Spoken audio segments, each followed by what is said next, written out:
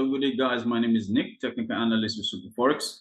Today, we shall be looking at the technical analysis on the currency pair, the euro to the USD. And at first, we'll be talking about fundamentals before we move right down to technical analysis, which is purely what we're going to be seeing on the chart. And recent, we have noticed that European stock markets have edged lower Tuesday in cautious trading ahead of the release of the key US inflation data, as well as rising geopolitical tensions. By about 3:40 a.m. Eastern Time, the DAX German traded at 0.3% lower, while the CAC 40 in France fell 0.1%, and UK's FTSE 100 traded largely unchanged. Now, stock indices in Europe have pushed higher in recent sessions, held by generally positive corporate earnings, as well as the hope that the Federal Reserve will shortly get less aggressive with its interest rate increase in the wake of the US economy, the world's largest, entering a technical recession. Now, a drop in inflation could be a sign that the economy is cooling enough for the Fed to ease its current tightening pace. And Wednesday, US CPI is expected to come in at 8.7% for July, down slightly from the 9.1% seen in the prior month. And also prompting caution Tuesday as rising geopolitical tensions with the conflict between Russia and Ukraine, resulting in shelling of Europe's largest nuclear power station. Such move would have a weighty impact on relations between the globe's two economic superpowers. Now, what to expect from this? Purely what we're seeing on the chart, we have noticed respect to the most recent resistance zone, the 1.02 zones, and also an extension at the 1.0295. Now, this hold means a reverse down to the next support zone, the latest support zone at 1.0152 zone.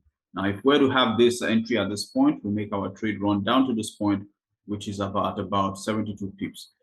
Putting our stop loss somewhere tight at about 1.02716 and letting your trade run, of course.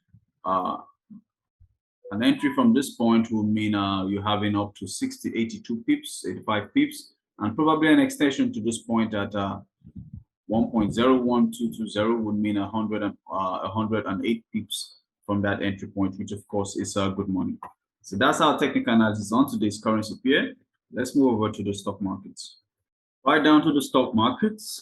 Today we'll be looking at Walt Disney, and Walt Disney Corporation is down at about 40% in the last 4 months, and the stock is so bad it's good.